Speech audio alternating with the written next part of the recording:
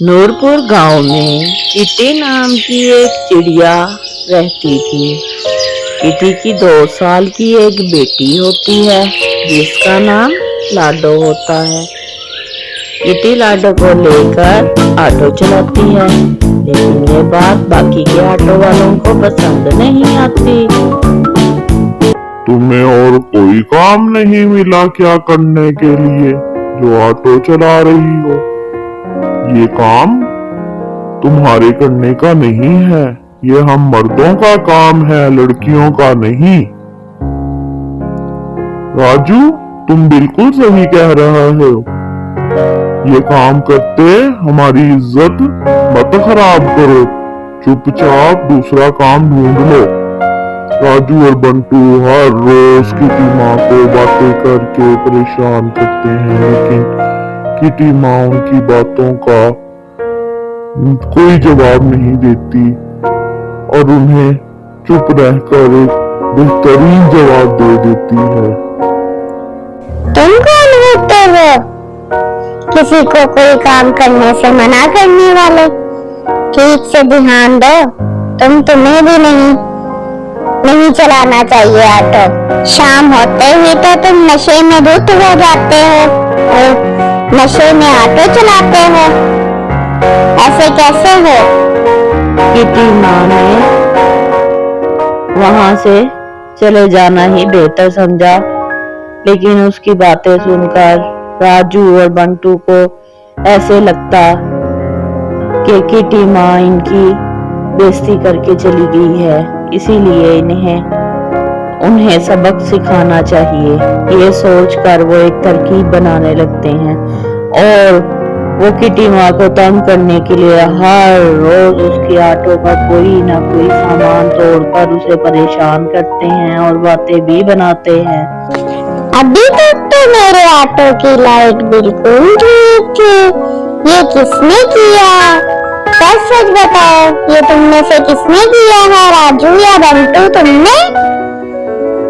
अगर ये नहीं जानती कि किसने किया है तो तुम मुझे देखकर क्यों कह रही हो? कहीं और जाके पुकारना, मुझ पर इल्जाम मत लगाओ।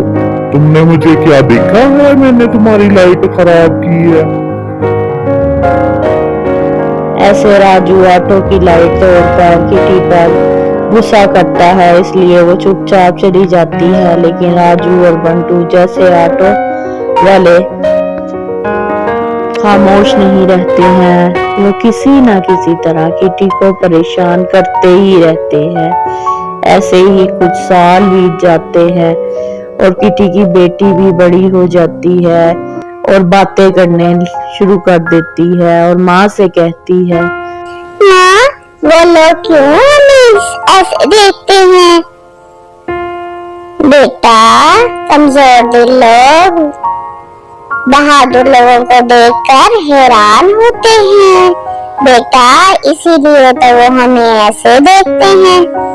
इसकी बातें सुनकर उससे झगड़ा करने के लिए बंटू और राजू आ ही रहे होते हैं कि वहां पर उसे एक बूढ़ा आदमी नजर आता है जो कहता है, बेटा, मुझे सरकारी हॉस्पिटल जाना है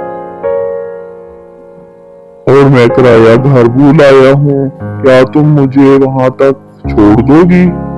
बूढ़े आदमी की बात पर कोई भी सामने नहीं आता, लेकिन किटी माँ उसे हॉस्पिटल तक छोड़ देती है बिना पैसे लिए।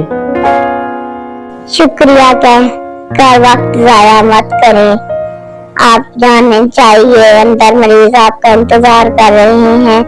मैं इनके सेहतयाबी के लिए दुआ भी करूंगी। ये कहते हुए किटी माँ उस बूढ़े से शुक्रिया लिए बगैर ही उसे अंदर भेज देती है, क्योंकि वो जानती थी कि वो एक डॉक्टर हैं। किसी की जान बचाने के लिए वो अपनी इतनी जल्दी कर रहे थे। इस बूढ़े को छोड़ो।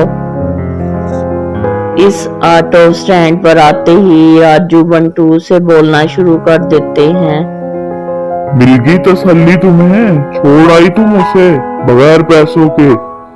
ये बात याद रखना, ये कोई अच्छी बात नहीं है। तुम ज्यादा अच्छे काम करके दिखावा करने की एक्टिंग मत किया करो।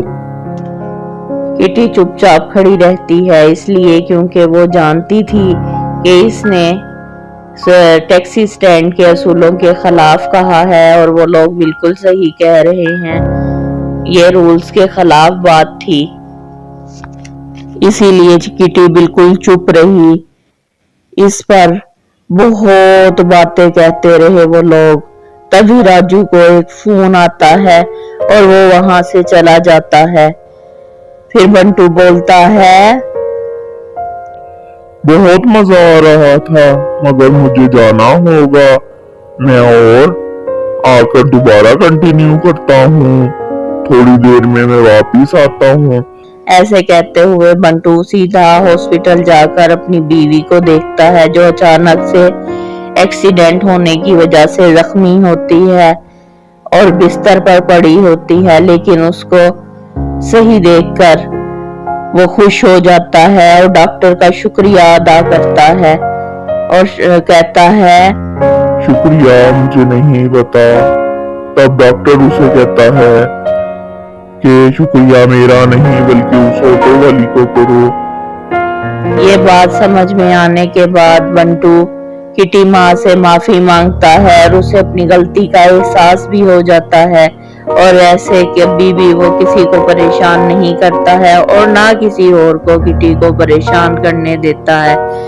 देखा बच्चों, बंटू को कैसे अपनी गलती का एहसास हुआ और उसने आइंदा से किसी को तंग करना छोड़ दिया हमेशा के लिए। इसलिए बच्चों, हमें भी किसी पे तनकीद नहीं करनी चाहिए, उसको बुरा भला नहीं करना चाहिए।